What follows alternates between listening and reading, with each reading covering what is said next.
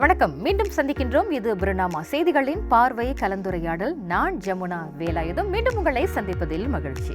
சரி, இந்த வாரம் நமது பார்வை நிகழ்ச்சிக்கு இரு இசை கலைஞர்கள், அதாவது இசையில் பாடலாகவும் சரி, வரிகளாகவும் சரி, இசையாகவும் நமக்கு நன்கு அறிமுகமான, மலேசியாவில் நன்கு அறிமுகமான இரு கலைஞர்கள் இன்று நம்மோடு அரங்கிற்கு வந்திருக்காங்க. நிறைய இசை அனுபவங்களை நம்மோடு பகிர்ந்து கொள்ள போறாங்க.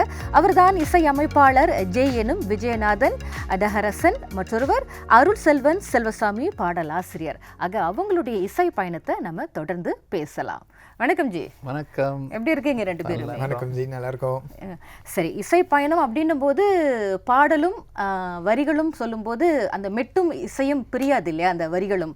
அந்த மாதிரி உங்களுடைய இசை பயணம் அப்படின்னும் போது உங்கள் ஒருவர் நீங்கள் பிரியாம இருக்கீங்க அப்படின்றது சற்று முன்னர் உங்களை பத்தி தெரிஞ்சுக்கும் போது நான் தெரிஞ்சுக்கிட்டேன். சரி, அப்படி இருக்கும்போது இந்த இசைக்குள்ள நீங்க எப்படி முதல்ல வந்தீங்க அப்படின்னு சொல்லுங்க. எப்படி இசை உங்களுக்குள் வந்தது? இசைக்குள் நீங்க எப்படி வந்தீங்க?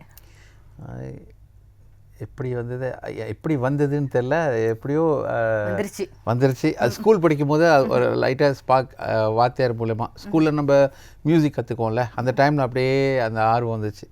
அது நான் நினைக்கிறேன், அது இன்னொரு தாக்கம் எப்படின்னா, ஸ்கூலில் நம்மளுக்கெல்லாம் ரெக்கார்டர் கொடுத்தாங்களே, இந்த ரெக்கார்டை வாசிக்கும் போது நாங்கள் பினாங்கில் இருந்தோம். அப்போது வந்து கடற்கரை வரோம், பாம்பு வந்துருச்சு, 2 பாம்பு வந்துருச்சு. ஸோ வாங்கின அடி.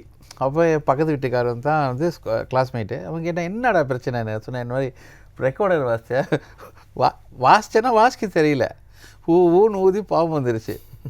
அப்போ அவன் சொன்னா, பாரு நானும் தான் ஊதுனேன், நான் ஊதுனப்போ வரல, நீ ஊதுனப்போ வருது, அப்போது உனக்கு மியூசிக் உனக்குள்ளே இருக்குடா அப்படின்னு ஆரம்பிச்சு. இசை பிடிச்சிருக்கு.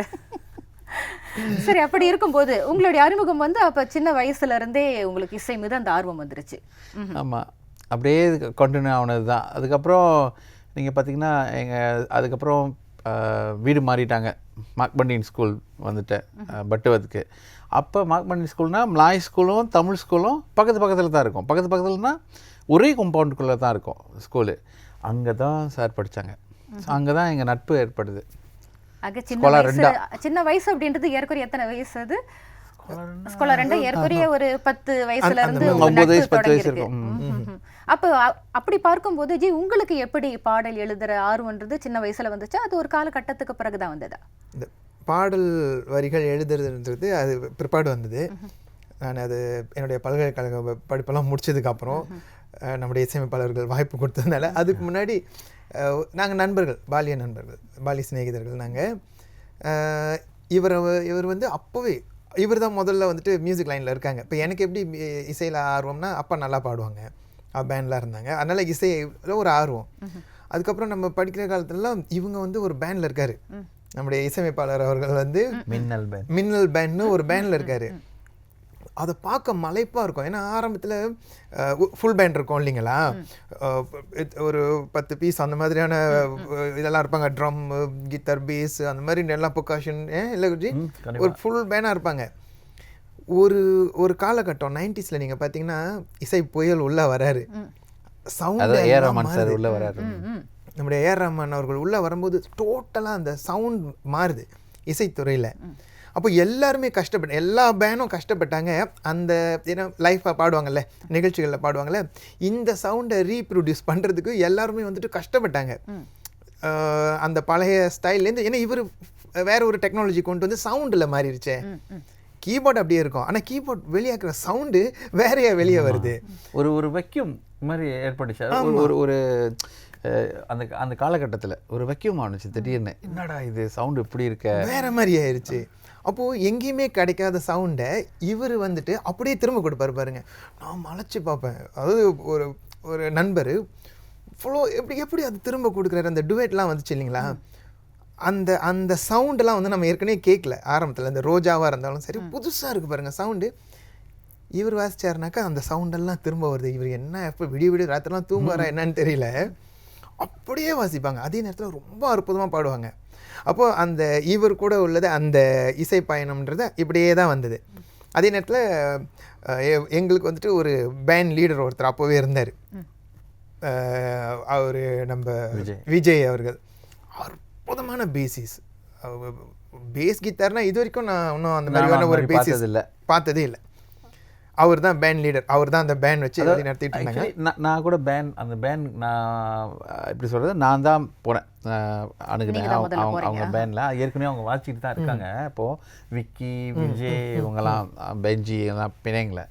அப்போது இவங்க வாசிக்கிறது பார்த்தீங்கன்னா மலைப்பாடம்னா ஆன் த ஸ்பாட்டு, எல்லாமே ஆன் த ஸ்பாட்டு. எனக்கு எப்படி இவங்க கூட தான் நான் சுற்றுவேன். எங்கடா நீங்களாம் பாட்டு கேட்டீங்க, எந்த தருணத்தில் கேட்டீங்க, எப்படி உங்களுக்கு இவ்வளோ அந்த ஈர்ப்பு தெரியுது எல்லாம், அந்த மாதிரி ஒரு பேண்ட் அது. ஸோ அதில் வந்து விஜயன்றவும் பேண்ட் லீடர். அப்போ அவர் உண்மை அற்புதமான கலைஞர். ஸோ இப்போ எங்களுக்குலாம் அவர் தான் லீடர்னு வச்சுக்கோங்களேன். எங்களுக்கு இசை பயணத்தில் அப்படியே கொண்டு போனாங்க. அப்போது நான் இவரை மலைச்சி பார்த்தது, அப்புறம் இந்த இசை பயணத்தை, அப்புறம் நம்மளுமே எல்லாம் பேண்டில் எல்லாம் பாடிக்கிட்டு இருந்தோம். நான் உண்மையுமே ஒரு ஒரு பாடகராக தான் வந்தேன் முதல்ல. ஆமாம், அப்போ பாட்டு பாடிட்டு இருக்கும்போது அப்புறம் இவங்க நம்முடைய இசைப்பாளர்கள் பிணையங்கள் வந்துட்டு இங்கே வந்துட்டாங்க. நானும் பல்கலைக்கழகத்தில் படிக்க வரும்போது இங்கே வந்துட்டு படிச்சுட்டு ஒரு தொலைக்காட்சி நிறுவனத்தில் வேலை பார்த்துட்டு இருந்தேன். அப்போ தான் நான் புதுசாக வரேங்க, அவர் புதுசாக வராங்க, பீனாங்கிலேருந்து கற்றுனா கேட்கல அப்படின்னு சொல்லிட்டு சரி நேராக கேளுங்க, சென்னைக்கு வருவாங்கல்ல மியூசிக் கற்றுக்கணும் செய்யணும் அப்படின்னு அந்த மாதிரி ஒரு ஆர்வத்தில் நானும் தீவுலேருந்து வந்தேன். சரி, வந்து எப்படி இருந்துச்சு அந்த பயணம்?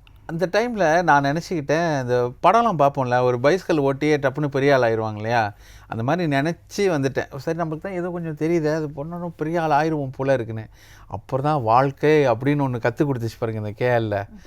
அதுக்கப்புறம் ஐயோ பட்டதெல்லாம் ரொம்ப பாடம் கற்றுக்கிட்டேன். அதாவது இசை மட்டும் கற்றுக்கிட்டா பத்தாது, வாழ்க்கை பாடமும் கற்றுக்கிட்டு தான் நம்ம எதுலேயுமே வரணும் அப்படின்னு இது பண்ணது தான். அப்போது ரொம்ப கஷ்டப்பட்ட ஒரு காலம். அப்போ தான் வந்து நான் அருள் சாரை பார்த்தேன். ஐயோ நீங்கள் கேரளா தான் இருக்கீங்களா? அப்பா அருள் சார் வந்து எஸ்ட்ரோவில் வேலை செஞ்சுட்டு இருக்காங்க. அப்போது சொன்னேன் ரொம்ப கஷ்டப்படுறேன் அப்படி இப்படின்னு. உடனே அந்த டே பார்த்துட்டு வீட்டுக்கு வாங்க, இனிமேல் என் கூட இருங்க அப்படின்னு சொல்லி இந்த நல்ல மனசு எனக்கு சாப்பாடு போட்டாங்க.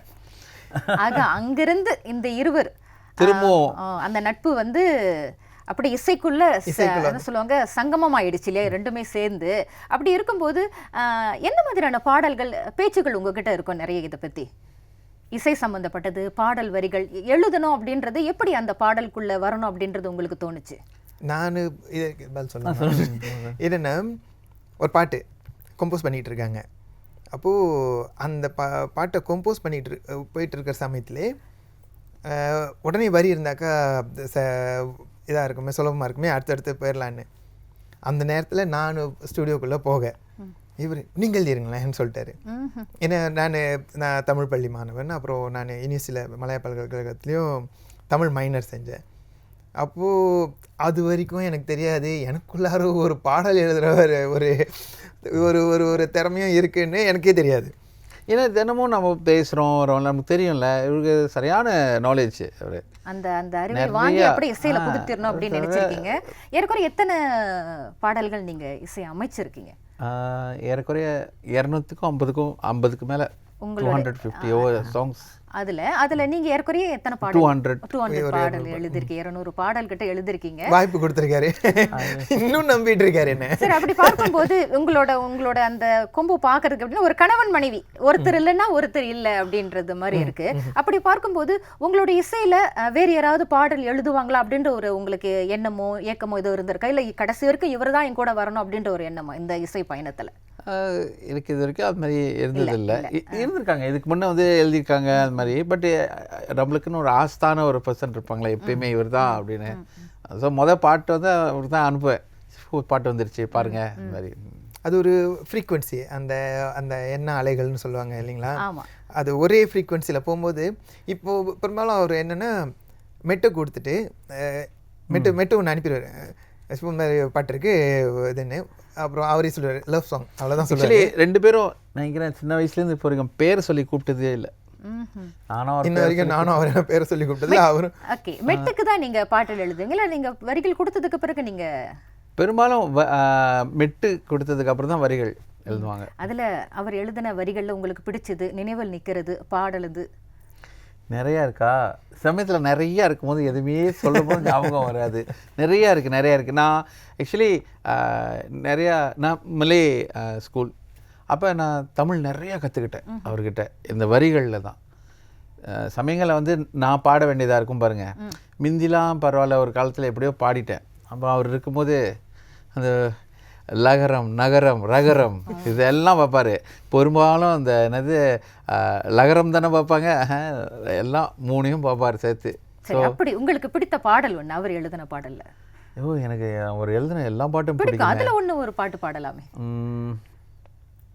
ஓகே.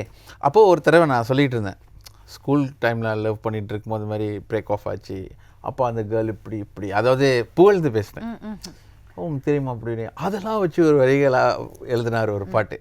அப்படி அப்போ யாரோ இவள் யாரோ உயிரின் உயிர்தானோ காதல் மலைத்தேனோ நிலவின் ஒளிதானோ இப்படின்னு ஒரு பாடல். அதில் பார்த்தீங்கன்னா இன்னும் போயிட்டே இருக்கும். அவங்க கையாஸ்டா அப்படின்னா அதுவும் எழுதியிருக்காரு. சரி, எப்படி நீங்கள்லாம் நினைச்சு அந்த மாதிரி ஒரு சூப்பர். நீங்க சொல்வது அப்படியே உள்வாங்கி எழுதி அப்படியே உங்கள்கிட்ட திரும்ப கொடுக்குறாரு. இந்த சந்தர்ப்பத்தில் இந்த நிகழ்ச்சி மூலமா இவருக்கு நான் பர்சனலாக ஒரு நன்றி தெரிவிச்சுக்கணும். என்னென்னா இது வந்து ஒரு தமிழ் திரைப்படத்துக்கு வந்தது தான். இங்கே நம்முடைய உள்ளூர் திரைப்படத்துக்கு வந்த ஒரு பாடல். அது மெட்டு வந்துட்டு ஒரு மெட்டு கொடுத்தாங்க. இப்போ அவர் என்ன பாட்டு பாடினாரோ அதை மெட்டா தத்தகரத்தில் பாடி கொடுக்குறாங்க.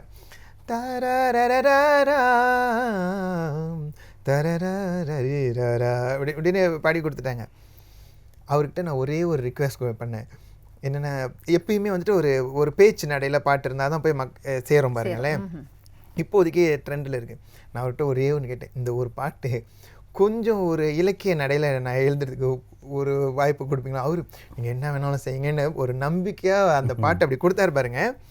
அந்த அந்த ஒரு என் மேலே வச்ச அந்த நம்பிக்கைக்கு இந்த நேரத்தில் நான் இவருக்கு மனசார நன்றிகளை தெரிவிச்சுக்கிறேன். ஏன்னா அந்த பாட்டு எழுதுனால சிறந்த பாடலாசிரியருக்கான விருதும் வந்துட்டு அந்த பாடல் வந்து தேடி கொடுத்துச்சு. இந்த நேரத்தில் உங்களுக்கு நன்றி ஜி, உங்களுக்கும் ரொம்ப நன்றி. நன்றி ஜி. சரி, இப்போ இசைத்துறையில் வளர்ந்து வரும்போது ஒரு காம்படிஷன், போட்டி, ஒரு அப்கமிங் அடுத்த லெவல், இந்த மாதிரி நம்ம போகும்போது நிறைய டென்ஷன், நிறைய போட்டி, பொறாமைகள், இது இல்லாமல் நம்ம ஒரு கலைஞர் வளர்ந்து வர முடியாது. கண்டிப்பாக. அப்படி நீங்கள் வரும்போது நிறைய பார்த்துருப்பீங்க, நிறைய எதிர்கொண்டு இருப்பீங்க, நிறைய சவால்கள் இருந்திருக்கும். அதை எப்படி கலைஞ்சி வந்தீங்க ரெண்டு பேருமே? சவால்ன்றது அம்மா அதுதான் சொன்னல, வாழ்க்கை ஒரு பாடம் கற்றுக் கொடுத்துச்சுன்னு. அந்த மாதிரி நிறையா எவ்வளோ ஏமாறுறது இந்த மாதிரிலாம் நிறையா இருந்துச்சு. ஆனால் நாங்கள் எப்படி பார்ப்போன்னா, எங்களோட இலக்கு தான் எங்களுக்கு முக்கியம், இதை அடையணும். ஸோ நடுவில் இதெல்லாம் வந்தால் நம்ம பொருட்படுத்தாமல் போகிறது தான் பெட்டர். அதுதான் நல்லது கூட இல்லையா? நம்ம இதெல்லாம் போட்டுட்டு மனசில் போட்டுக்கிட்டு நம்ம அடுத்து எழுத வச்சோன்னா நம்ம பாட்டு பாதிக்கும், போக முடியாது, நம்ம இலக்குக்கு அடுத்தடுத்து செய்கிற பாடலை பாதிக்கும். ஸோ அதனால் ஸ்டுடியோவில் வரும்போது எல்லாம் என்ன பிரச்சனையோ ஸ்டுடியோ வெளியில் வந்து வச்சுட்டு தான் வந்து இந்த சவால்கள் போது பல மாதிரியாக பிரிக்கலாம் இல்லைங்களா? அதாவது நமக்கு பின்னாடி நம்முடைய வாய்ப்புகளை தட்டி பறிக்கிற இந்த மாதிரி கூட அதையும் நம்ம சவால்னு சொல்லலாம். அப்புறம் அவங்க நம்ம ஏதோ ஒன்று இப்போ புதுமையாக செய்வோமே, இல்லை இன்னும் ஒரு தரமாக செய்யுமே போது அதை இல்லை எனக்கு இப்படி தான் வேணும் அப்படின்னு சொல்லி நம்ம ஐயோ இப்படி பண்ணியிருந்தா நல்லா இருக்குமே அப்படின்னு சொல்லி கொஞ்சம் மாற்றி கொடுக்குறது, இதுவும் சவால்னு சொல்லலாம்ல. இந்த மாதிரி நிறையா இருக்குது இல்லைங்களா சவாலில். பெரிய சவால் என்ன தெரியுங்களா? ரெண்டு பேருக்கும் நடுவில் ஏதாவது ஒரு பிரச்சனையை கிரியேட் பண்ணுறதுக்கு சில அப்படின்னு ஒன்று அப்படிலேருந்தே நடக்கும். அப்போது நான் போகிறேன், அவங்க வந்துட்டு ஒரு ஸ்டாண்டர்டாக ஒரு இதுக்கு வச்சுக்கிட்டோம் ஒரு டைலாகை. இப்போ ஏதாவது ஒன்றும் இப்படி சொல்கிறாங்கன்னா, அவர் தானே சொன்னார், முழு உரிமையும் இருக்குது, அவர் இதோட இன்னும் மோசமாக சொன்னாலும் அவருக்கு ஒண்டி தான் உரிமை இருக்குது அப்படின்னு சொல்லிட்டு நான் விட்டுருவேன். அதே மாதிரி அவர்கிட்ட போயிட்டு ஏதாவது இப்படி சொன்னாங்கன்னா அவரும் அதே மாதிரி அவர் சொன்னார்னா பிரச்சனை இல்லை, அவருக்கு எல்லா உரிமையும் இருக்குன்னு விட்டதுனால அந்த அண்டர்ஸ்டாண்டிங்கு. இன்னொரு மாதிரி சவாலும் நம்ம எதிர்நோக்குறோம். எப்படின்னா, இதை வந்து யாரையும் நான் இது பண்ணல, அதாவது பெரும்பாலும் அவ்வளோ பாடல் செய்கிறோம் சமயங்களில் இதெல்லாம் வந்து ரேடியோலாம் வரும்போது நம்ம பேர் சொல்ல மாட்டாங்க. அது ரொம்ப வலியாக இருக்கும். ஏன்னா அந்த பாடலை கேட்டு எழுதுனது யாரு அப்படின்றது, ஏன்னா அது என்னமோ தெரியல, மலேசியாவில் எல்லாருக்கும், அதாவது எல்லா தார்ப்பில் உள்ளவங்களுக்கும் பெரியவங்களுக்கும் சின்னவங்களுக்கும் பாடகர் மட்டும் தான் கண்ணுக்கு தெரியுது. அதுதான் ரொம்ப வருத்தமாக இருக்கும். ஆனால் இது இப்போ தமிழ்நாட்டில் டோட்டலி வேறு. தமிழ்நாட்டில் வந்து இசையமைப்பாளர் யார், முதல் இசையமைப்பாளர் யார் இதுக்கு அப்படின்னு தான். ஏன்னா அவங்க இங்கே தெரிய மாட்டுது. இப்போது ஒரு பாடல் இப்போ ட்விங்கிள் ட்விங்கிள் லிட்டர் சாரி வச்சுக்கோங்க, ட ட ட ட ட ட ட இந்த தத்தகரணத்தையும் அந்த இசையமைப்பாளர் தான் பண்ணியிருக்காங்க, சிங்கர் பண்ணலை. சிங்கர் அந்த தத்தகரணையை லிரிக்ஸை போட்டு பாடியிருக்காங்க. அதுதான் ஒருத்தமாக படைப்பாளிகள்ன்றது யாருன்றது வந்துட்டு இன்னும் நம்முடைய ரசிகர்கள் இன்னும் புரிஞ்சுக்கலையோன்ற ஒரு இன்னும் கொஞ்சம் அடையாளப்படுத்தி மக்கள்கிட்ட கொண்டு போகணும் அப்படின்றது இது இருந்தாக்க நல்லா இருக்குமே அப்படின்னு தோணுது. கிரியேட்டர்ஸ்னு சொல்றாங்கல்ல ஜி, கிரியேட்டர்ஸ் வேற. இப்போ நம்முடைய பாடகர்களை நம்ம குறைச்சி சொல்றோன்றது இங்க அது அர்த்தம் கிடையாது. ஏன்னா பாடகர்கள்ன்றது அவங்க தான் எங்களுடைய நாங்க என்ன ரசிகர்கள் வந்து இன்னும் கொஞ்சம் அந்த பாடலை அதுக்கு பின்னாடி போனால் நல்லாயிருக்கும். ஆமாம், பின்னாடியே அவங்க பார்க்கணும். கிரியேட்டர்ஸ்ன்றது வந்துட்டு யாருன்னா அந்த மெட்டை போட்டவர், அந்த இசையமைச்சவர், இசை கோர்வை செய்தவர், லிரிக்ஸ் எழுதினவங்க, இவங்க தான் வந்து அவங்க உள்ளேருந்து எடுத்து வராங்க. இவங்க 2 பேரும் சொல்கிறத கொண்டு போய் மக்கள்கிட்ட சேர்க்குறவங்க தான் பாடகர்கள். அப்போ கிரியேட்டர்ஸ்ன்றது வந்து நம்ம எனக்குள்ள மட்டும் இல்லை, எனக்கு சக இசையமைப்பாளர்லாம் இருக்காங்களே ரொம்ப பேர். லைக் நாங்கள் பேசிக்கும் போது இல்லையா, நம்ம பேசிக்கும் போது இது ஒரு டாப்பிக்காக வரும். ஏன் சொல்ல மாட்டாங்க, ஏன் பாடகர் பேர் தான் சொல்கிறாங்க, என்ன பண்ணுறது? ஸோ இதெல்லாம் வந்து மாறணும். இது எல்லாமே ஒரு சேலஞ்ச் தான். இதெல்லாம் கடந்து தான் நீங்கள் வந்து இருக்கீங்க இல்லையா? சரி, அப்படி பார்க்கும்போது நீங்கள் 2 பேருமே வந்து மறக்க முடியாத இனிமையான அனுபவம், இதை நாங்கள் செஞ்சுருக்கோம் அப்படின்றது ரொம்ப திருப்தியாக இருக்குது இத்தனை வருஷ காலகட்டத்தில் அப்படின்னா எதை சொல்லுவீங்க? நிறையா இருக்குது. ஒவ்வொரு படைப்புமே வந்து நாங்கள் எப்படின்னா விடிய வேலை செய்வோம், தூங்க மாட்டோம். மிளாக்க நம்முடைய மிளாக்கா மாநிலத்துக்கு வந்து ஒரு பாடல் செஞ்சோம். இதெல்லாம் மறக்க முடியாத தருணங்கள். அதாவது மிளாக்கா மாநிலத்துக்கு பாடல் செஞ்சோன்னா அதோட கவர்னரை பாட வச்சோம். ஆளுநர் இருக்கார் இல்லைங்களா, டிஒய்டி, அவங்கள வந்து தமிழில் பாட வச்சோம். அவருடைய இடத்துக்கே போய் அங்கே சிஸ்டம் எல்லாம் கொண்டு போயிட்டோம். அவர் ரொம்ப பாராட்டினாங்க. அவரை தமிழில் பாட வச்சு அந்த பாட்டை வெளியாக்கணும். அவர் ரொம்ப சந்தோஷமாயிட்டாங்க. அவர் நிறைய நிகழ்ச்சிகள்லாம் வேற அவர் சொன்னார்.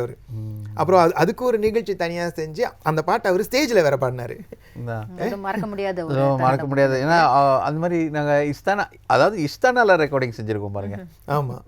சரி, இப்போ இந்த இசை அப்படின்னும் போது காலத்துக்கு ஏற்ற மாதிரி மாறிக்கிட்டே இருக்கு, வரிகள் கூட மாறிக்கிட்டு தான் இருக்குது, ஆங்கில கலப்பு இது எல்லாமே கலந்து வருது. அப்படின்னு பார்க்கும்போது உங்க 2 பேரும் பொறுத்தவரையில் மலேசிய திரைத்துறை இசைத்துறை எப்படி இருக்கு நீங்க நினைக்கிறீங்க? எவ்வளவு மாறி இருக்கு?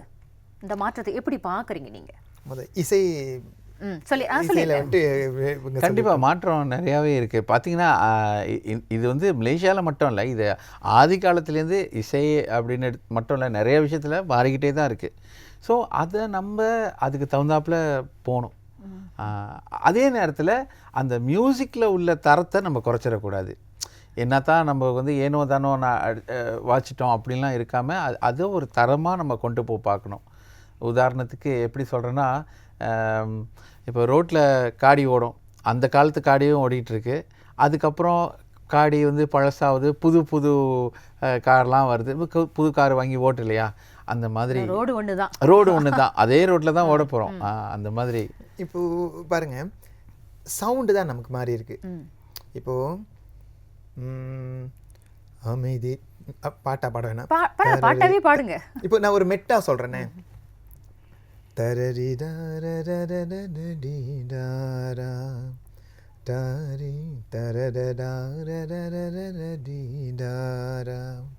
ஒரு மெட்டு, இதுக்கு ஒரு இது அமைதியான நதியினிலே ஓடும் ஓடம் அளவில்லாத வெள்ளம் வந்தால் ஆடும் வெள்ளம். தப்பா சொல்லிட்டணும். இப்போ இதுதான் அந்த மெட்டு. இப்போ அந்த பாட்டை கேட்கறதுக்கு பிளேயரில் தட்டி கேட்டுமா பழசாக நமக்கு கேட்குது. இப்போ இதே மாதிரி ஒரு பாட்டு எடுத்துக்கோமே, தாரரரரரா தரரா தரரீரா, இப்படி கேட்டால் அந்த மெட்டோட இது ஒன்றும் பழசா இல்லை.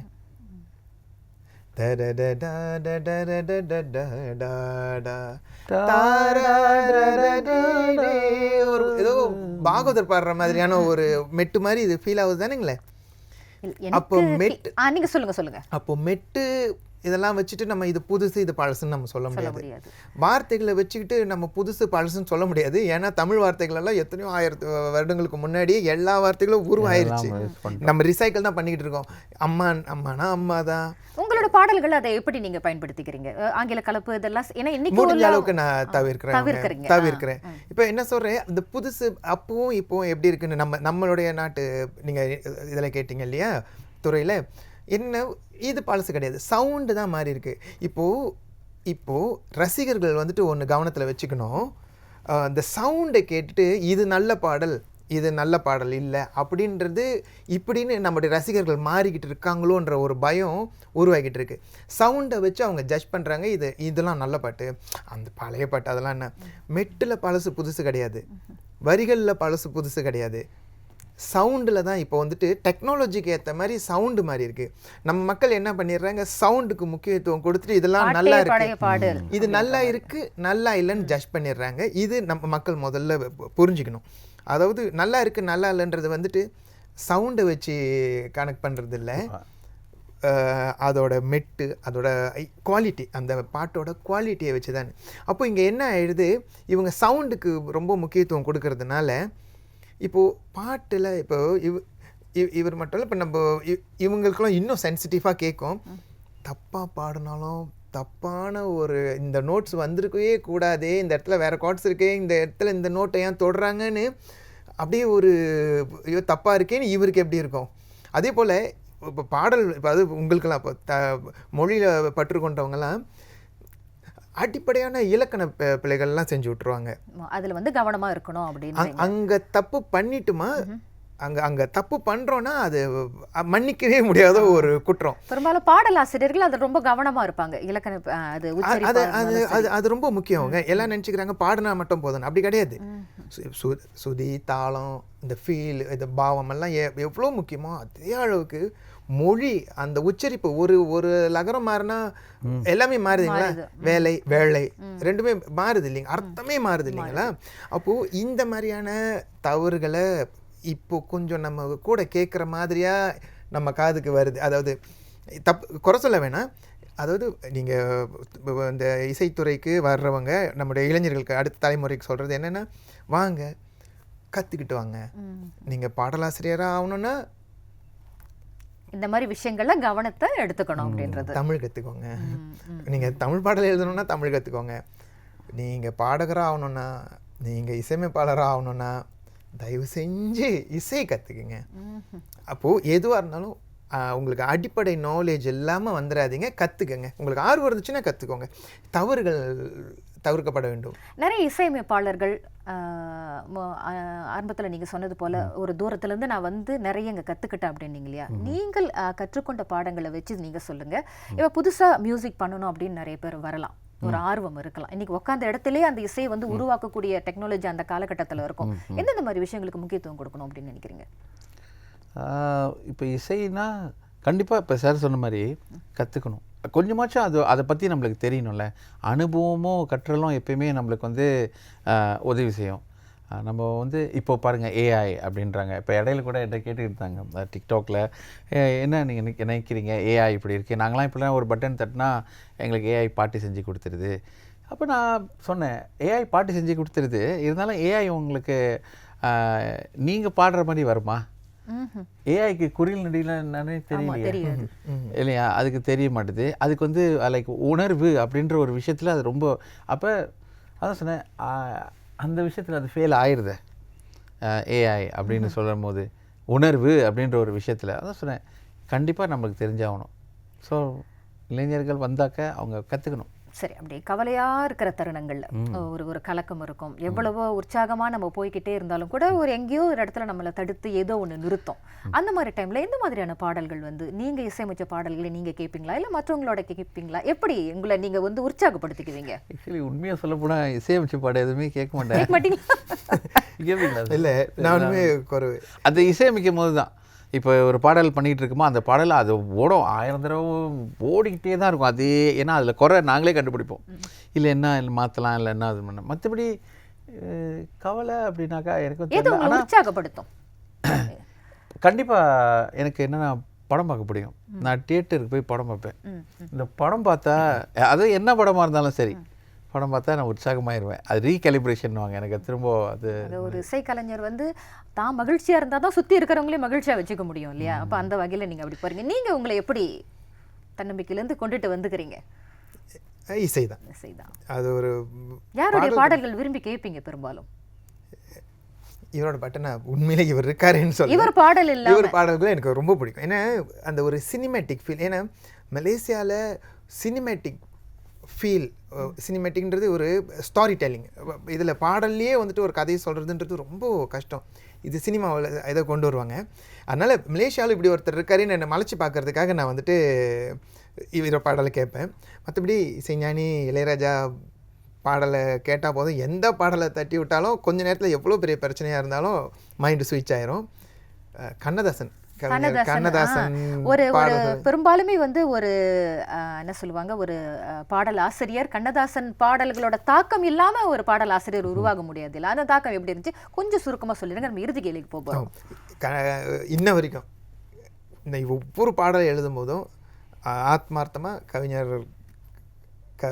கவிஞருக்கு வந்துட்டு ஒரு ஆத்மார்த்தமான ஒரு வணக்கத்தை சொல்லிட்டு ஒரு பிரார்த்தனையை பண்ணிட்டு தான் பாடலே எழுதுறது.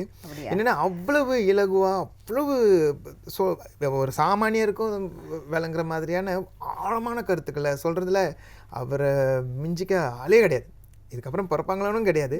அதனால் நமக்கு சுருக்கி விஷயத்தை சொல்லிடுவாங்க. வாழ்க்கை என்றால் 1000 இருக்கும், வாசல் தோறும் வேதனை இருக்கும், வந்த துன்பம் எது வேண்டாலும் வாடி நின்றால் ஓடுது. நீங்க வாடி நிக்காம ஓடிக்கிட்டே இருக்கணும். சரி, அடுத்ததாக நீங்க ஓடுறதுக்கான அடுத்த கட்ட இலக்கு இந்த ஒரு ஐடியா எது வச்சிருக்கீங்களா? என்ன செய்ய போறீங்க அடுத்து? அதாவது இப்போ நிறைய பேர் நினைக்கிறாங்க என்ன நினைக்கிறாங்கன்னா, ஜே அருள் பாடல்லாம் பண்ணாக்க வந்து யாரோ ஒரு தரப்பு மக்களுக்கு தான் பண்ணுறாங்க அப்படி இப்படின்னு. ஆக்சுவலி நாங்கள் நிறைய பேருக்கு பாடல் பண்ண பண்ணிட்டு தான் இருக்கோம். இப்போ பார்த்திங்கன்னா நிறையா கலைஞர்களை வளர்த்து விட்டுருக்கோம். எங்களோட பாடலே அதை சொல்லுவோம். ஒவ்வொரு பாடகரும் நீங்கள் பாருங்கள், நாங்கள் பாடுறத விட மற்றவங்கள தான் பாடி அழகு பார்ப்போம். அந்த மாதிரி ஒரு இதில் இப்போது எங்கள் ஒரு புதுசாக ஒரு ப்ராஜெக்ட் பண்ணிக்கிட்டு இருக்கோம். அது வந்து லைக் ஏறக்குறைய 70 பாடல்கள், 70 புதிய பாடல்கள் அப்படின்னா 70 புதிய சிங்கர்ஸை இன்ட்ரடியூஸ் பண்ணுறோம். ஸோ அந்த வேலை புது பாடல் 70 பேர் 70 பாடல்கள் வரப்போகுது. அதை நாங்கள் பண்ணிக்கிட்டு இருக்கோம் அந்த இதில். ஸோ நிறையா கலைஞர்கள் உருவாவிட்டோமே. ஸோ அதை எப்படி உருவாக்குறோன்னா, அவங்களையும் நம்ம உட்கார வச்சு என்ன பண்ணுறோம், எப்படி மியூசிக் உருவாகுது, எப்படி லிரிக்ஸ்லாம் உருவாகுது, அதுலேயும் அவங்களுக்கு ஈடுபாடு கொடுத்து அந்த மாதிரிலாம் பண்ணிக்கிட்டு இருக்கோம். ஆக இது வந்து என்ன சொல்லுவாங்க, ஒரு 1/2 மணி நேரம் தான் இருந்தாலும் நிறைய அனுபவங்கள் உங்ககிட்ட இருக்குது. அதையெல்லாம் தொடர்ந்து கேட்கணுன்னாலும் நேரம் நமக்கு குறைவாக இருக்குது.